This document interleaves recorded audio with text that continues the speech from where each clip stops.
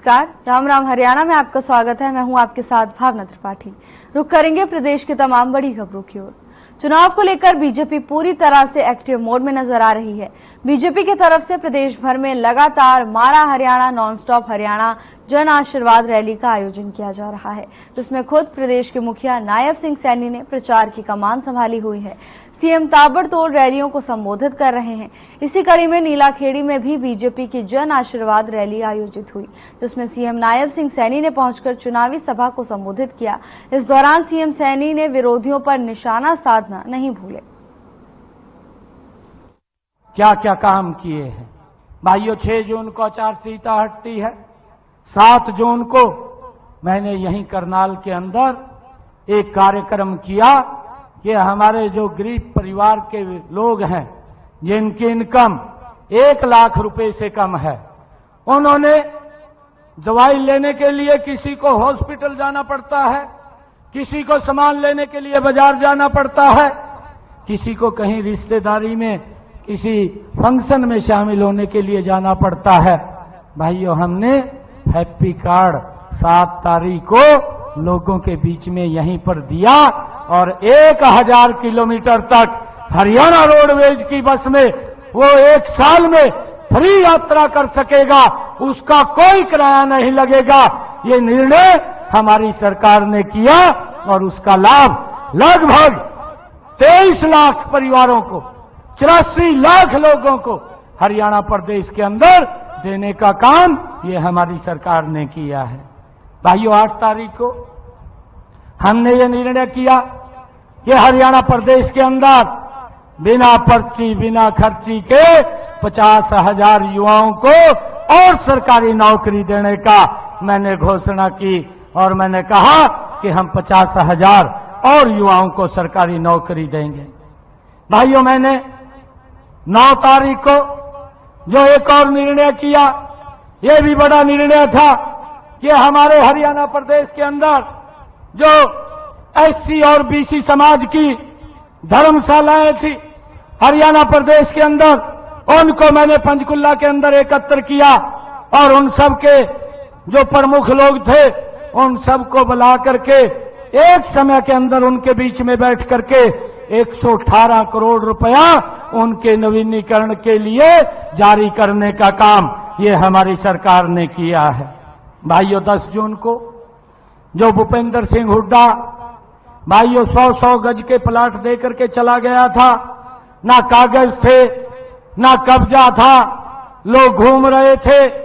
मैंने 10 जून को ये निर्णय किया, सोनीपत के अंदर बड़ा कार्यक्रम किया और बड़े कार्यक्रम के अंदर पूरे हरियाणा प्रदेश के अलग अलग जिलों में हमारे सभी मंत्रीगण उस कार्यक्रम के अंदर बीच में रहे और 20,000 ऐसे लोगों को चिन्हित किया और चिन्हित करके उनको मौके पर ही कागज भी दिए, कब्जा भी दिया, 100 गज का प्लाट देने का काम ये हमारी सरकार ने किया है। भाइयों, हमने ये भी निर्णय।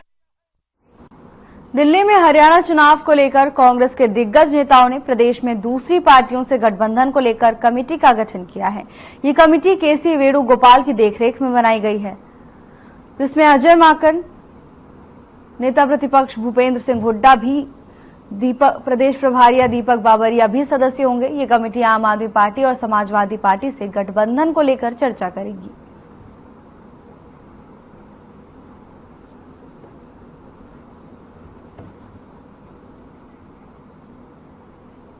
राज्यसभा सांसद किरण चौधरी ने अपने जनसंपर्क अभियान के दूसरे दिन गांव रिवासा, ढाडी रिवासा, धारण, दुल्हेडी, चनाना सहित करीबन आधा दर्जन गांवों में अपना जनसंपर्क अभियान चलाया। इस दौरान उन्हें कहीं लड्डू तो कहीं फलों से तोलकर व मान सम्मान की सूचक पगड़ी पहनाकर भव्य स्वागत किया गया।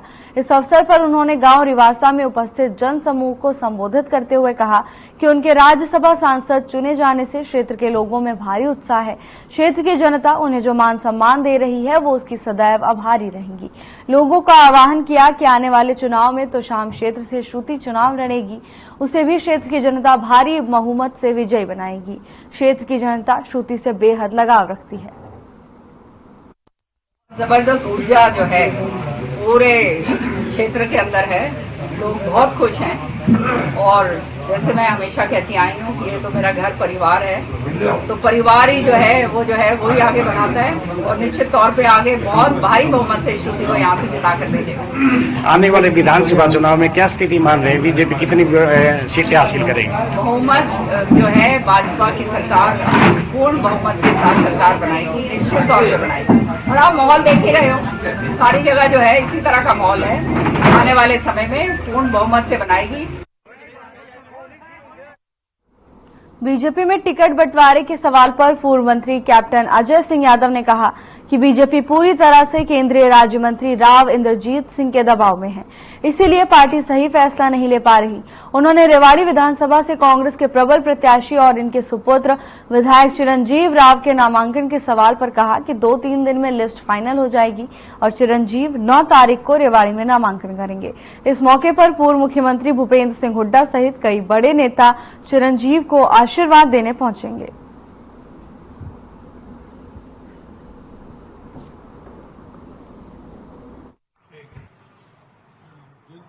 नहीं, देखिए ऐसा है कि क्योंकि मुझे उम्मीद है कि मैक्सिमम जो है 5 या 6 तक लिस्ट आ जाएगी, तो हमने टेंटेटिवली 9 तारीख की हम रखी हमने नामांकन भरने की 9 तारीख को। और हमने जो अपने जितने भी शीर्ष नेता हैं उन सबको हमने बोला है। भूपेंद्र सिंह हुड्डा जी से भी बात हुई है मेरी, और मैं समझता हूँ कि हम 9 तारीख को 10 बजे नामांकन जो है भरने की प्रक्रिया करेंगे हम लोग। तो मेरी आपके माध्यम से सभी अपने जो मतदाता हैं उनसे विनती है कि ज्यादा से ज्यादा लोग आकर जो बुजुर्ग हैं आशीर्वाद दें, नौजवान जो है साथ दें।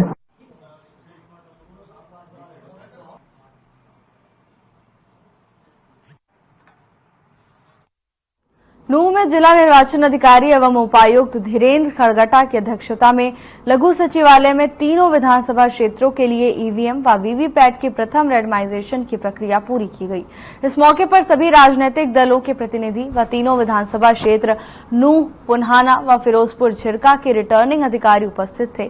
जिला निर्वाचन अधिकारी ने बताया कि सभी राजनीतिक दलों की उपस्थिति में पारदर्शी तरीके से करवाई जा रही है। इस पूरी प्रक्रिया की वीडियोग्राफी करवाई गई है। देखिए, इलेक्शन जैसे कि आप जानते हैं इलेक्शन कमीशन के द्वारा घोषित कर दिया गया है और इसके अंतर्गत इलेक्शन कमीशन के दिशा निर्देशों पे हमने जो ईवीएम थी वेयर हाउस से निकलवा के उसका जो एफएलसी कराई और एफएलसी करा के जो बीएल के जो प्रतिनिधि उनके द्वारा किया गया और उसके जिसमें कि सभी पॉलिटिकल पार्टीज भी आमंत्रित थे। उन्होंने उनके दिशा निर्देश में सीसीटीवी कैमरे के अंदर हमने किया। उसके बाद अब क्योंकि इलेक्शन डिक्लेयर हो गया है, हमने उनका जो विधानसभा वाइज उनकी फर्स्ट रैंडमाइजेशन की है। जिला निर्वाचन अधिकारी एवं उपायुक्त सुशील सारवार ने बताया कि भारत निर्वाचन आयोग की ओर से हरियाणा विधानसभा चुनाव के शेड्यूल में बदलाव करने के चलते 5 सितंबर से नामांकन प्रक्रिया शुरू होगी। वहीं अब 1 अक्टूबर की बजाय 5 अक्टूबर 2024 को मतदान होगा और 8 अक्टूबर को मतगणना होगी। पुलिस प्रशासन की तरफ से 810 बूथों पर पर्याप्त मात्रा में पुलिस अधिकारियों व कर्मचारियों की नियुक्ति की जाएगी। विधानसभा आम चुनाव 2024 को शांतिपूर्ण ढंग से संपन्न करवाने के लिए जिला प्रशासन की तरफ से पूरे जिले में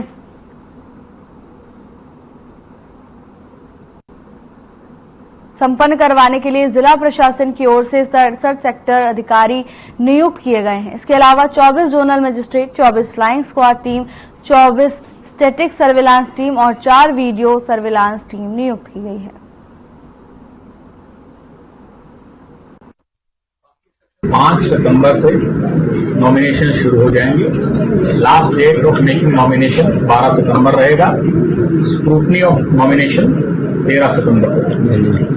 last date for withdrawal of candidature 16 सितंबर रहेगा। डेट ऑफ पोल जो है हमारे जिले की वो 5 अक्टूबर की है। काउंटिंग ऑफ वोट्स 8 अक्टूबर को है और date before which election shall be completed is 10 अक्टूबर तक पूरे चुनाव की प्रक्रिया।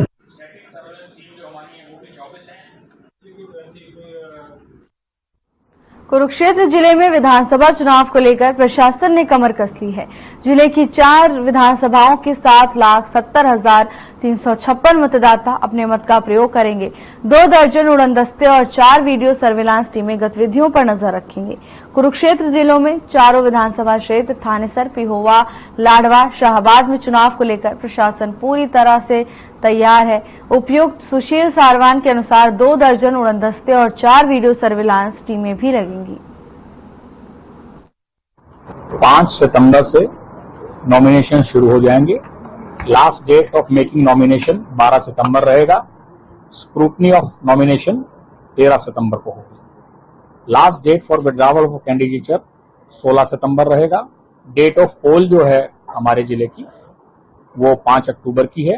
काउंटिंग ऑफ वोट्स 8 अक्टूबर को है और date before which election shall be completed is 10th of October. 10 अक्टूबर तक पूरी चुनाव की प्रक्रिया पूरी कर दी जाएगी। हमारे यहाँ पर पूरे जिले में फ्लाइंग स्क्वाड टीम्स जो हैं वो 24 हैं, 6 टीम पर असेंबली। स्टैटिक सर्विलेंस टीम जो हमारी है वो भी 24 हैं, 6 टीम है पर असेंबली। वीडियो सर्विलेंस टीम हमारी 4 हैं, एक टीम एक असेंबली के लिए। Zonal magistrate for poll and pre poll day they are 24 in number, 24 हैं, 6 जोनल मजिस्ट्रेट्स हैं पर असेंबली। टोटल सेक्टर ऑफिसर्स हमारे 67 हैं, 67 अफसरों को सेक्टर ऑफिसर्स लगाया गया है।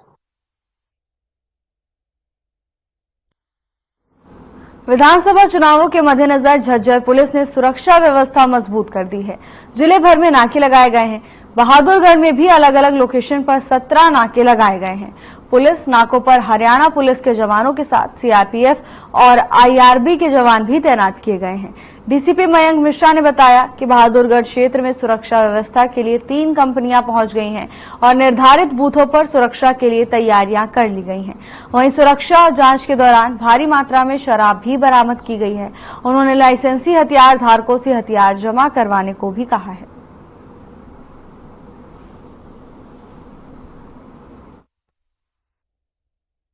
ये जो अभी हमारे विधानसभा के चुनाव होने वाले हैं तो इसके रिगार्डिंग जो बहादुरगढ़ पुलिस है उसने पूरी तरह से तैयारी कर रखी है। इस चुनाव को शांतिपूर्ण ढंग से कराने के लिए हमने जिले में 17 नाके लगाए हुए हैं। जो हमारे पास 2 सीआरपीएफ की कंपनी प्राप्त हुई है और 1 आईआरबी की कंपनी, जिसके देखरेख में हम काफी सारी सिक्योरिटी अरेंजमेंट्स हर जगह पे ऐसे वल्नरेबल पॉइंट्स जहां पे किसी अपराधी का या लार्ज स्केल में लिकर का या कैश का मूवमेंट हो सकता है, वहां पर हम इंटरसेप्ट करने का प्रयास कर रहे हैं।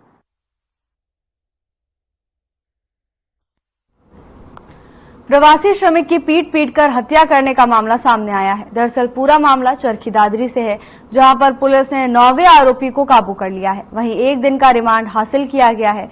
पुलिस को दिए गए बयान में पश्चिम बंगाल के साउथ 24 परगना जिला निवासी सुजाउद्दीन सरदर ने बताया कि रिश्तेदार बाडला में जुई रोड पर झुग्गी झोपड़ी बनाकर रहते हैं। शिकायतकर्ता ने बताया कि कुछ लड़के ने साबिर मालिक को कबाड़ देने के बहाने बस स्टैंड की तरफ बुला लिया। 22 अगस्त को जो प्रतिबंधित मांस खाने के शक में जो एक युवक की हत्या हो गई थी, उसमें हमने 8 आरोपियों को पहले से ही गिरफ्तार किया हुआ है और 9वें आरोपी को जो डालावास का इंद्रवेश है उसको हमने कल गिरफ्तार किया है और आज हमने पेश किया उसको अदालत में। वहां से 1 दिन का रिमांड हासिल किया है, पुलिस रिमांड हासिल किया है, जिससे उससे गहनता से पूछताछ की जाएगी। मामले में अब तक कितने आरोपी गिरफ्तार हो चुके हैं? मामले अब तक 9 आरोपी को हमने गिरफ्तार किया जा चुका है और गहनता से पूछताछ की जा रही है। बीते कुछ दिनों पहले अंबाला शहर के कमल विहार में पति पत्नी की घर के अंदर ही डेड बॉडी मिलने का मामला सामने आया था। तभी से पुलिस जांच पड़ताल में जुटी हुई थी। अब पुलिस ने 3 आरोपियों को गिरफ्तार किया है और गुत्थी सुलझाने का दावा करते हुए आरोपियों को रिमांड पर लेकर पूछताछ कर जल्द खुलासे की बात कही है।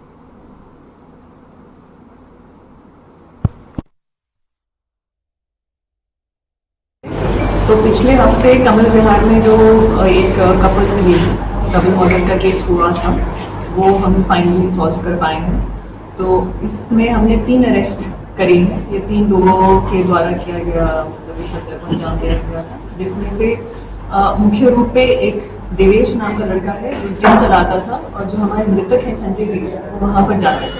एंड आपस में इसकी कोई पुरानी रंजिश भी रखता था ये संजय जी के प्रति।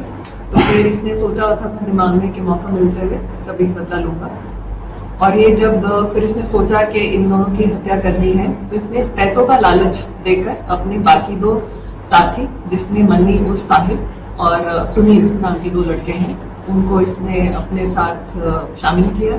और इन तीनों ने पहले जो भूमिका बनाई उनके घर में एंट्री लेने के लिए वो ये थी कि 3-4 दिन से वो इनको अप्रोच कर रहे थे कि जी हम आपका फर्स्ट फ्लोर पे जो रूम्स आपने बनाए हैं वो हम किराए पे लेना चाहते हैं। तो ये एज पोटेंशियल टेनेंट्स उनके घर एक आध बारी होकर भी आए, प्रॉपर रेकी करके रहे। और फिर फाइनली वेडनेसडे 28 अगस्त की रात को ये लोग गए कि जी हम कुछ सिक्योरिटी डिपॉजिट वगैरह दे देंगे, बात फाइनल कर देते हैं। तो इसके चलते उनको एक ट्रेंडी एंट्री मिली उनके घर में और इन्हें मौका देखती फिर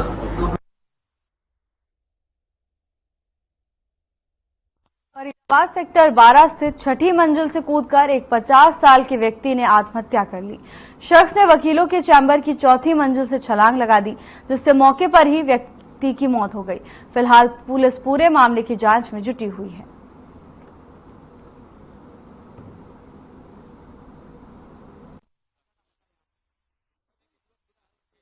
commission for protection of child rights एक स्टेट बॉडी है ना, हम राजकीय स्तर पे हैं और जिला स्तर पे काम होना है। बच्चों का जो भी विभाग है वो तो जिला स्तरीय कार्य होते हैं। तो हम लोग की कोशिश रहती है कि हम हर जिले में जाएं और जितने भी मेरे संबंध। बाद में बादशाह खान सिविल अस्पताल में 21 अगस्त को डिलीवरी के दौरान एक महिला की गलत तरीके से डिलीवरी करने के दौरान पेट में पल रही उसकी बच्ची की मौत हो गई थी, जिसके बाद पीड़िता महिला के पति, सास और मां ने डिलीवरी कराने वाली 4 नर्सों पर मारपीट और जबरन डिलीवरी करने के गंभीर आरोप लगाए थे, जिसके बाद सिविल सर्जन ने इसकी जांच करवाई। अब इस पूरे केस में 3 एनएचएम की स्टाफ नर्स दोषी पाई गई हैं। इसको लेकर फरीदाबाद के civil surgeon doctor Ashok Kumar ने बताया कि इस पूरे मामले में 3 स्टाफ नर्स दोषी पाई गई हैं, जिनके खिलाफ नियम के अनुसार कार्रवाई की जाएगी, जिसके लिए अब इन्हें टर्मिनेट या सस्पेंड किया जाएगा।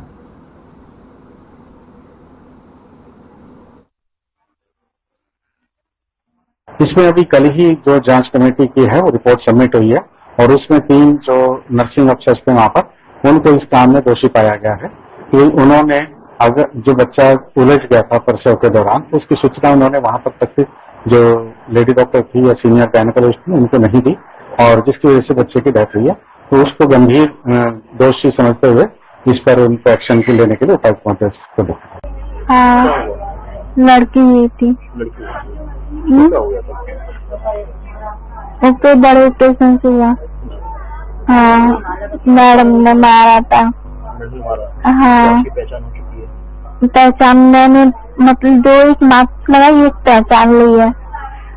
4 है उसमें। उन्होंने खूब मारा है मेरे को। आपको मारा? हाँ। आप साथ मारपीट की? हाँ, पेट में मारा, टैटिया मस्क देती मेरी, गाल पे टप्पड़ मारे थे, गुड़ पकड़ के खींचा था, फिर मैं नीचे आके गिर गई बेड पे, गट्टी पे गिर गई थी, फिर मैं पैर फिर पड़ा दिया, फिर खींच लिया उन्होंने। चरखी दादरी की पुलिस विभाग की स्पेशल टीम को बड़ी कामयाबी मिली है। बता दें कि दूध के कंटेनर में चूरा पोस्त और डोडा पोस्त की तस्करी की जा रही थी, जिस पर कार्रवाई करते हुए पुलिस ने तस्करों को गिरफ्तार कर लिया है। इसकी जानकारी बाडा के डीएसपी भारत भूषण ने प्रेस कॉन्फ्रेंस करके दी है। उन्होंने बताया कि दादरी समस्तपुर बाईपास पर एक दूध के कंटेनर से चेकिंग के दौरान चूरा पोस्त और डोडा पोस्त पकड़ा गया है। डीएसपी भारत भूषण ने बताया कि विधानसभा चुनाव को देखते हुए पुलिस विभाग ने नशे की तस्करी को रोकने के लिए स्पेशल टीमें गठित कर रखी हैं और किसी भी सूरत में नशा तस्करों को बख्शा नहीं जाएगा।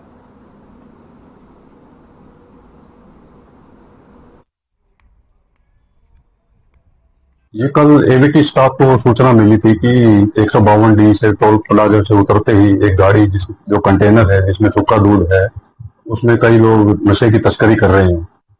तो एबीटी स्टाफ ने उसको कंटेनर को छापा मारा कंटेनर पर, तो उसमें 2 व्यक्ति मिले और कंटेनर के कैबिन से 10 किलो डोडा पोस्त और 31 किलो चूरा पोस्त बरामद किया गया है। हमने केस रजिस्टर कर दिया है और दोनों आरोपियों को अरेस्ट करके उसका पुलिस रिमांड हासिल किया जा रहा है और गहनता से पूछताछ की जा रही है। नूंह जिला के इंदरी खंड के गांव खोड़ की महिला सरपंच शहनाज को बीते दिनों उपायुक्त धीरेन्द्र खड़गटा ने फर्जी दस्तावेज के आधार पर चुनाव लड़ने पर बर्खास्त कर दिया था। इस मामले में उपायुक्त धीरेन्द्र खड़गटा ने एक बार फिर से महिला सरपंच शहनाज को बहाल कर दिया है, जबकि अभी उपायुक्त ने सरपंच पर चल रही जांच को पेंडिंग बताया है, जिस पर गांव खोड़ निवासी शिकायतकर्ता अंजुम हुसैन ने एक बार फिर से उपायुक्त से उचित कार्रवाई की मांग की है। इसके अलावा शिकायतकर्ता ने इस मामले में महिला सरपंच के खिलाफ उच्च न्यायालय का दरवाजा भी खटखटाया है। मंगलवार को शिकायतकर्ता अंजुम हुसैन ने बताया कि नवंबर 2022 में गांव में पंचायत चुनाव के दौरान बनी सरपंच शहनाज ने फर्जी दस्तावेज का इस्तेमाल किया था।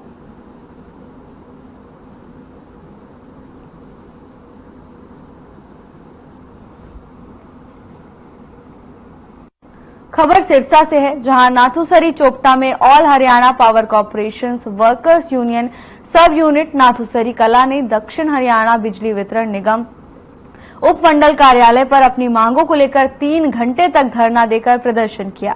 इस दौरान कर्मचारियों ने उपमंडल अधिकारी के खिलाफ जोरदार नारेबाजी की। बाद में उपमंडल अधिकारी द्वारा कर्मचारियों की मांगों पर विचार करने के ठोस आश्वासन के बाद कर्मचारियों ने धरना स्थगित किया।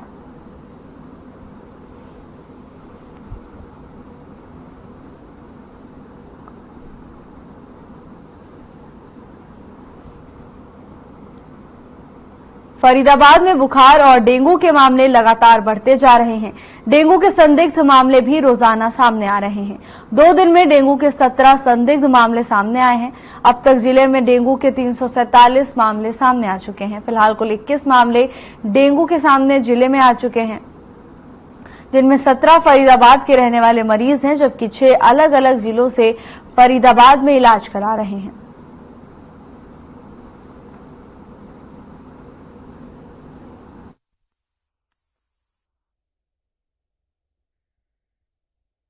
जिला फरीदाबाद में हमारे पास 11 केस अभी मलेरिया के हैं और 18 केस हमारे पास डेंगू के हैं, और ये स्थिति अभी नियंत्रण में है।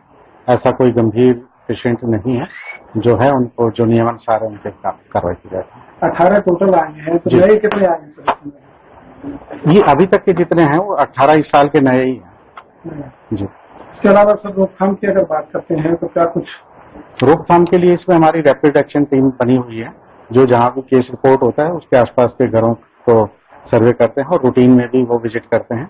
जहां भी हमारे पास जो लार्वा के जो सोर्स होते हैं उनको वो डिस्ट्रॉय करते हैं। अगर कहीं बार बार कोई कमी मिल रही है तो उनको नोटिस भी देते हैं। खबर अंबाला से है, जहां जंडली कौला गांव में आर्मी गेट के नजदीक ज्वेलरी शॉप को एक बार फिर चोरों ने अपना निशाना बनाया और दुकान में सेंध लगा दी। चोर दुकान में सेंध लगाने के बाद पीछे से दुकान में घुसे और चांदी के सिक्के, चांदी के पायले, चांदी के ब्रेसलेट, इटालियन चांदी का सामान जिसका वजन करीब 9 से 10 किलो है।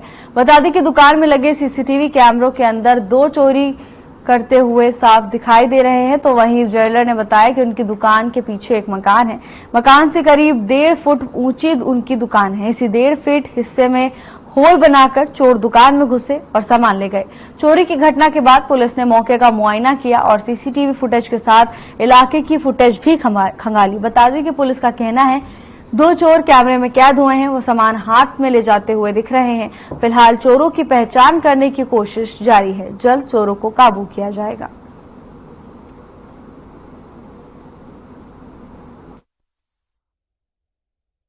हमारे को सूचना मिली थी कि जंगल में एक सुनार की दुकान में चोरी हुई, तो मौके पे मैं पहुंचा वहां पर अपने साथियों से, तो देखा तो दुकान के पीछे एक मकान बना हुआ है, तो उसकी छत के ऊपर अपना ऊपर चढ़ के पीछे से छत पे से है ना ईंटे तोड़ के दुकान में अंदर घुस गए। दुकान का जो अपना सेक्टर लोग था वैसे ही था, पीछे में अंदर बढ़ते पीछे से निकले हैं, तो उन्होंने अपना ना चांदी का सामान जो रात वगैरह ले गए। तो जो दुकान मालिक है अमन कुमार जी, उस 9-10 लाख की चोरी बता रहा है। हमारी दुकान का नाम ए ज्वेलर्स के नाम से शॉप कर रखी है हमने यहाँ पर। एक्चुअली 1 तारीख रात को मैं 8:30 बजे दुकान बढ़ा के गया हूँ अपनी, और 2 तारीख सुबह रोज की तरह सुबह 6 साढ़े 6 बजे सफाई करने के लिए आ जाता हूँ। जब मैं सफाई करने के लिए 6 बजे मैंने अपनी दुकान का शटर ओपन किया, तो जैसे ही अंदर आया हूँ मैं, तो मैं देखता हूँ कि दुकान के ऊपर एक होल हो रखा है। तो वो होल देख के थोड़ा सा मैं मुचक्का सा हो गया और मैंने अपना जितना भी सामान वगैरह पड़ा हुआ दुकान के अंदर वो देखा चांदी का, वो सारा गायब था। जो यहाँ पे जो सामान पड़ा हुआ था वो 9-10 किलो चांदी का था हमारा। वैल्यू उसकी अगर आप लगाओ तो 9 से 10 लाख रुपए उसकी वैल्यू थी।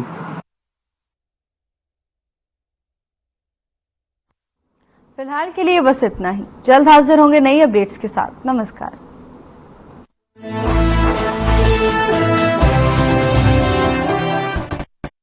अधिकांश लोगों की धारणा है